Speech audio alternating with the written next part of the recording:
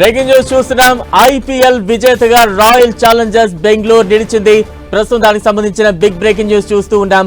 18 ఏళ్ల నిరీక్షణ సిచ్యువేషన్ కనిపిస్తోంది. రైట్, ఒకవైపు మనం విజువల్స్ కూడా చూస్తూ ఉన్నాం. ఒక్కసారిగా ఆర్సీబీ విజయం సాధించడంతో అభిమానుల కేరింతలు పెద్ద ఎత్తున కనిపిస్తూ ఉన్నాయి. దానికి సంబంధించిన అప్డేట్స్ మనం చూస్తూ ఉన్నాం. తొలిసారి ఐపీఎల్ ట్రోఫీని బెంగళూరు టీం ముద్దాడిన సిచ్యువేషన్ కనిపిస్తోంది. ఇక మరింత అప్డేట్స్ అందించేందుకు మా ప్రతినిధి సునీల్ సిద్ధంగా ఉన్నారు. సునీల్, 18 ఏళ్ల నిరీక్షణకు ఐపీఎల్ సీజన్ 18 కి అటు రాజస్థాన్ బెంగళూరు తెరదీస్తుందని చెప్పవచ్చు. ప్రస్తుతం ఆర్సీబీ మాత్రమే ఈ రోజు 6 రన్స్ తేడాతో పంజాబ్ పై ఘన విజయం సాధించింది. మొదటి నుంచి కూడా టాస్ గెలిచి బౌలింగ్ ఎంచుకుంది ప్రస్తుతం అయితే పంజాబ్ టీం. ఆ తర్వాత నిర్ణీత 20 ఓవర్లలో దాదాపు రన్స్ చేసినటువంటి ఆర్సీబీ ఒక్కసారిగా స్టేజింగ్ దిగినటువంటి పంజాబ్ మొదట కొంచెం తడబడింది. ఏంజెల్ వుడ్ తో పాటు కునాల్ పాండే అద్భుతమైనటువంటి బౌలింగ్ వేసి పంజాబ్ బ్యాట్స్మెన్స్ ని పూర్తిగా కట్టడి చేశారు. అయితే ఇక్కడ మనం చూడొచ్చు, గతంలో ముంబై జరిగిన మ్యాచ్ లో అటు శ్రేయాస్ అయ్యారు, కెప్టెన్ గా ఉన్నటువంటి శ్రేయాస్ అయ్యారు అద్భుతంగా రాణించినప్పటికీ కూడా ఈ ఫైనల్ లో మాత్రం శ్రేయాస్ అయ్యారు అట్టర్ ఫ్లాప్ కావడంతోనే పంజాబ్ ఓటమి చెందిందని కూడా మనకు చాలా స్పష్టంగా అర్థమవుతుంది. లాస్ట్ కు శశాంక్ బాగా రాణించినప్పుడు కూడా అక్కడ పార్ట్నర్ ఉండకపోవడం, అదేవిధంగా స్టెయినిస్ అవుట్ కావడంతో అటు ఒక్కసారిగా పంజాబ్ బ్యాట్స్మెన్స్ అందరూ కూడా పెవిలియన్ దారిపడ్డారు. దీంతో అటు ఆర్సీబీ టీమ్స్ కి అటు విజయం మాత్రం సుగమంగా కనిపించింది.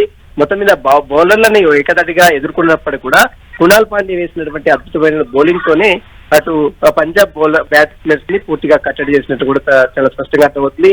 18 ఏళ్ల నిరీక్షణతో ఒక్కసారి కూడా కప్పు గెలినటువంటి ఆర్సీబీ ఈసారి కప్పు గెలవడంతో ఆనంద బాష్పాలు అయితే అటు గ్రౌండ్ లో మొత్తం కూడా వెల్లువెత్తున్న పరిస్థితి. విరాట్ కోహ్లీతో పాటు మరోవైపు అద్భుతంగా పడిదారు కావచ్చు, మొత్తం టీం మొత్తం కూడా పూర్తిగా ఆనంద బాష్పాలతో మునిగిపోతున్నటువంటి పరిస్థితి చూడవచ్చు. ఎందుకంటే 18 ఏళ్ల నిరీక్షణ విరాట్ కోహ్లీ అన్ని మ్యాచ్లు మనం చూస్తూ ఆసియా కప్ లో కావచ్చు, వరల్డ్ కప్ లో కావచ్చు, అన్ని కప్ లో గెలిచినటువంటి విరాట్ కోహ్లీ ఐపీఎల్ మ్యాచ్ లో మాత్రం ఇప్పుడైతే ఎక్కువ కప్పు కూడా గెలవలేదు. మొదటి నుంచి ఆర్సీబీకి ఆడుతున్నటువంటి విరాట్ కోహ్లీ ఎట్లాగైనా ఈసారి కప్పు గెలవాలనే ఉత్సాహంతో ఉన్నాడు. కాబట్టి ఈసారి అటు కెప్టెన్ పడిదారు ఉన్నప్పుడు కూడా మొత్తం మేనేజ్మెంట్ మొత్తం కూడా పూర్తి బాధ్యత మొత్తం కూడా విరాట్ కోహ్లీ తీసుకున్నాడు. మొత్తం మీద 6 రన్స్ తేడాతో పంజాబ్ పై మాత్రం ఐపీఎల్ ఫైనల్ సీజన్ 18 లో అటు ఆర్సీబీ మాత్రం ఘన విజయం సాధించని చెప్పవచ్చు. బలరాం, సునీల్, అంటే ఫైనల్ మ్యాచ్ కి 191 పరుగుల లక్ష్యంతో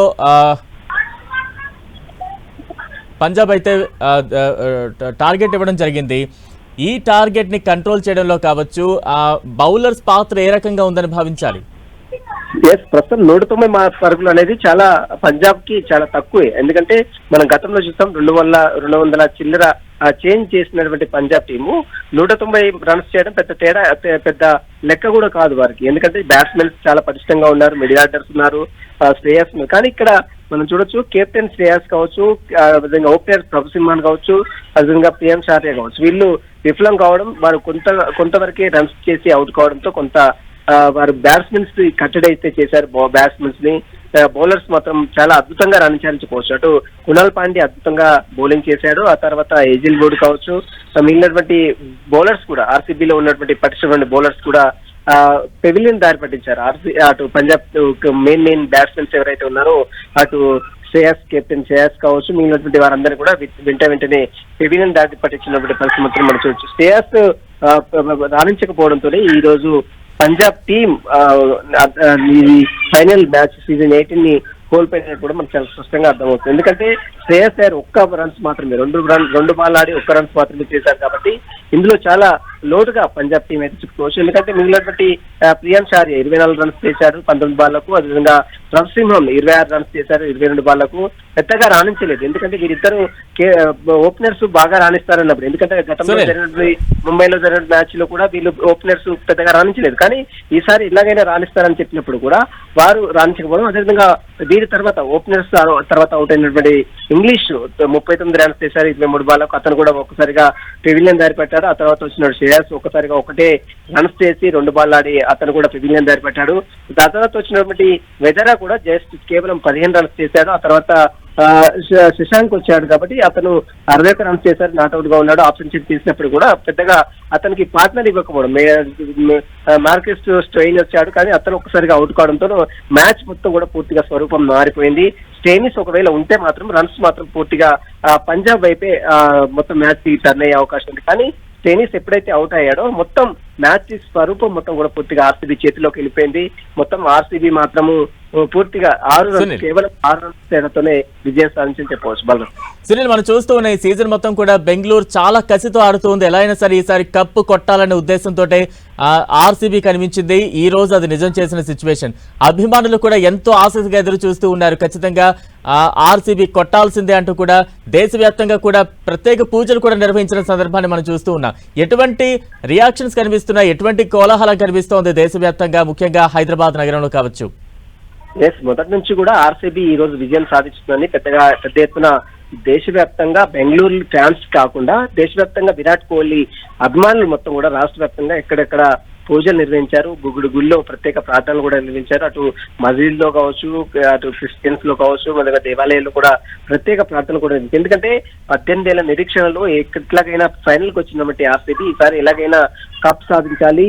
మరోవైపు విరాట్ కోహ్లీ ఒక్కసారిగా 18వ సీజన్, 18 సీజన్, అతని జెర్సీ నెంబర్ కూడా 18 కాబట్టి ఖచ్చితంగా విజయం సాధించాలనే ఆశాభావం కూడా ఫ్యాన్స్ కూడా వ్యక్తం చేయడం జరిగింది.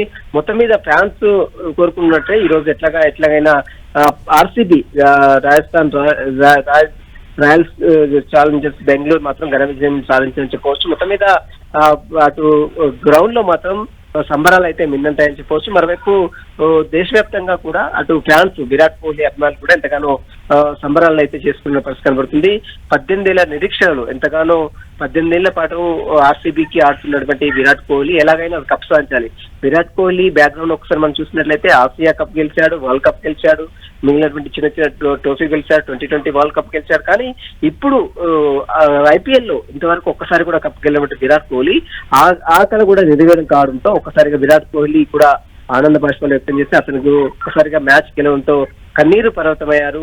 మొత్తం మీద మనం చూడొచ్చు ఎంటైర్ గ్రౌండ్ మొత్తం కూడా పూర్తిగా ఆనంద బాష్పాలతో మిన్నంటిపోయినటువంటి పరిస్థితి మనం చూడొచ్చు. మొత్తం మీద 6 రన్స్, కేవలం 6 రన్స్ తేడాతోనే పంజాబ్ పై ఆర్సీబీ ఘన విజయం కూడా సాధించింది. మొత్తం మీద అటు విరాట్ కోహ్లీ అభిమానులు, మరోవైపు అటు ఫ్యాన్స్ కూడా ఎంతగానో ఆనందం వ్యక్తం చేసుకునే పరిస్థితి ఉంది. దేశవ్యాప్తంగా మాత్రం సంబరాలు అయితే మిన్నంటాయని చెప్పవచ్చు. బాగా సునీల్, అంటే ఖచ్చితంగా ఫైనల్ మ్యాచ్ అనగానే ప్రతి ఒక్కరు కూడా 200 స్కోర్ ఈజీగా దాటుతుందంటూ కూడా అందరం ఎక్స్పెక్ట్ చేశాం. కాకపోతే బౌలర్స్ చాలా కీలక పాత్ర పోషించారు. ఇటు ఆర్సీబీ కావచ్చు, ఇటు పంజాబ్ కావచ్చు, రెండు టీమ్స్ లో కూడా బౌలర్స్ పాత్ర ఏ రకంగా ఉందనుకోవాలి. 200 స్కోర్ దాటించలేని సిచ్యువేషన్ అయితే కనిపించింది కదా.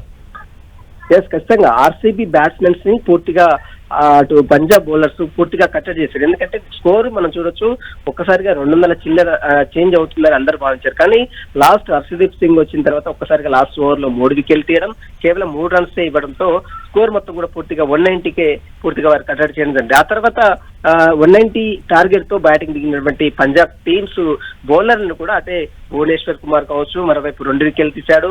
అదేవిధంగా యష్ దయాల్ మనం చూడొచ్చు 1 వికెట్ తీశారు. మరోవైపు జోష్ హెజిల్వుడ్ చాలా క్రూషియల్ గా బౌలింగ్ చేశాడు. అతను కూడా 1 వికెట్ ఇచ్చినప్పుడు కూడా అతను రన్స్ పెద్దగా ఇవ్వలేదు. దీంతో పాటు కునాల్ పాండే ఈ రోజు మనం ఈ మ్యాచ్ గెలవడానికి చాలా ప్రధాన భూమిక పోషించింది కునాల్ పాండే అని చెప్పి మెయిన్ క్రూషియల్ వికెట్స్ తీసినటువంటి కునాల్ పాండే 2 వికెట్లు తీశారు. ఆ తర్వాత సూర్య శర్మ కావచ్చు, అదేవిధంగా షెపర్డ్ కావచ్చు, వీరు షెపర్డ్ 1 వికెట్ ఇచ్చినప్పుడు కూడా శర్మ అత్యంతగా బౌలింగ్ వేసి కేవలం కొంత రన్స్ మాత్రమే కట్టడి చేసింది. కేవలం 2 ఓవర్స్ వేసి కేవలం 19 రన్స్ మాత్రమే ఇచ్చారు. అంటే ప్రతి బౌలర్ కూడా పటిష్టంగా రాణించిన నేపథ్యంలోని ఆర్సీబీ ఘన విజయం సాధించింది మనకు చాలా స్పష్టంగా అర్థమవుతుంది. మిగిలినటువంటి బౌలర్స్ మొత్తం కూడా అంటే బౌలర్స్ వేయడంతోనే బ్యాట్స్మెన్స్ పూర్తిగా కట్టడి చేసినట్టు కూడా ఇలా ఇక్కడ మనం చెప్పవచ్చు. మొత్తం మీద మనం చూడొచ్చు శ్రేయస్ అయ్యర్ కెప్టెన్ గా కేవలం 1 రన్స్ తీసి పెవిలియన్ దారి పట్టడంతోనే ఒక్కసారిగా పంజాబ్ టీం మొత్తం కూడా స్వరూపం మొత్తం కూడా పూర్తిగా మారిపోయింది. ఆ తర్వాత వచ్చినటువంటి గదీరా కావచ్చు, ఆ తర్వాత వచ్చినటువంటి శశాంక్ సింగ్ ఆడినప్పుడు కూడా అతనికి సరైనటువంటి పార్ట్నర్ ఇవ్వలేకపోవడంతోనే ఈ మ్యాచ్ దంతరంగా ఓడిపోయిందని మనం చాలా స్పష్టంగా అర్థం చేసుకోవచ్చు. సునీల్, అంటే ఎలా చెప్పొచ్చు అంటే రిజల్ట్ ముందే ఊహించిందిగా భావించచ్చా? ఎందుకంటే ఆర్సీబీ వర్సెస్ పంజాబ్ అనగానే చాలా మంది ఆర్సీబీ వైపు ఎక్కువగా మొగ్గు చూపిన సిచ్యువేషన్. పంజాబ్ కూడా చాలా మంచి పెర్ఫార్మెన్స్ తో ఫైనల్ వరకు చేరుకుంది. కాకపోతే కొంత ఒత్తిడికి లోనైందని భావించచ్చా పంజాబ్ ఇక్కడ? ఖచ్చితంగా, ఎందుకంటే ఫైనల్ మ్యాచ్ అంటేనే ఒక ఉత్కంఠంగా జరుగుతుంది, నరాలు తెగిపోయే ఉత్కంఠంగా కొనసాగుతుంది. మనం గతంలో క్వాలిఫైర్ 1 లో చూసాం పంజాబ్ టీం ని చిత్తుగా ఓడించిన. రైట్ సునీల్, నేను మళ్ళీ మీ దగ్గరకు వచ్చే ప్రయత్నం చేస్తాను. ప్రస్తుతం స్పోర్ట్స్ అనలిస్ట్ చంద్రశేఖర్ గారు మనకు అందుబాటులో ఉన్నారు. చంద్రశేఖర్ గారు, ఏ రకంగా చూడాలి, రిజల్ట్ ఏమనిపిస్తోంది? పంజాబ్ చేతులారా ఓడిపోయింది, అందులో ఏముంది, క్లియర్ కట్ ఇట్ ఈస్. ప్రక్షుబ్దాన్ Singh culprit for Punjab defeat. Krunal Pandya వచ్చిన వెంటనే ఫస్ట్ ఓవర్ లోనే ఆ రకమైనటువంటి షాట్ కి స్టెప్ అవుట్ అయ్యి లాక్ చేయాల్సినటువంటి అవసరం లేదు. Because things are going well. And అప్పటికే అతను యాక్చువల్ గా రియాన్ షార్యా అవుట్ అయిపోయాడు. సో కాబట్టి రెస్పాన్సిబిలిటీ తీసుకోవాలి. ఒక లైఫ్ లభించింది 9 మీద. షెఫర్డ్ క్యాచ్ వదిలిపెట్టాడు హ్యాజల్వుడ్ బౌలింగ్ లో. So he has to take the responsibility. But అది లేకుండా ఇర్రెస్పాన్సిబుల్ షాట్ ఆడి అక్కడి నుంచి వాళ్ళ డౌన్ ఫాల్ అనేటువంటిది స్టార్ట్ అయింది. బికాస్ తెలిసినటువంటి పంజాబ్ కి బెంగళూరు కి ఉన్నటువంటి తేడా ఏంటి అంటే బెంగళూరు బౌలింగ్ వెరీ స్ట్రాంగ్ ఉంది అనేటువంటి విషయం. సో అది అక్కడైతే కనుక తర్వాత శశాంక్ కి ఇంకొక ఎండ్ లో సపోర్ట్ ఇవ్వాలి అనేటువంటి ఇది లేకుండా అటు వచ్చిన వెంటనే స్టైనిస్ ఒక 6 కొట్టాడు. మళ్ళా ఆ రకమైనటువంటి షాట్ కి ప్రయత్నం చేసి అవుట్ అవటం. సో కాబట్టి వికెట్ మీద నిలబడాలి అనేటువంటి స్పృహ లేకుండా పంజాబ్ ఈ రోజున బ్యాటింగ్ చేసింది. Even captain should take the plane. Iyer ఆ రకమైనటువంటి స్లాష్ షాట్. వాల్పైర్ 1 లో హ్యాజల్వుడ్ ని ఎలా ఆడాడో ఈ ఫైనల్స్ లో షెఫర్డ్ ఆ రకమైనటువంటి షాట్ ఆడటం. సో కాబట్టి ఈ రకంగా పంజాబ్ వాళ్ళే తెచ్చుకున్నారనుకోవాలి. వాళ్ళ ఓటమిని వాళ్ళే పొందేసుకున్నారు. Because it is nothing but the short selection లో జరిగినటువంటి లోపాలు. రైట్, థ్యాంక్ యూ చంద్రశేఖర్ గారు.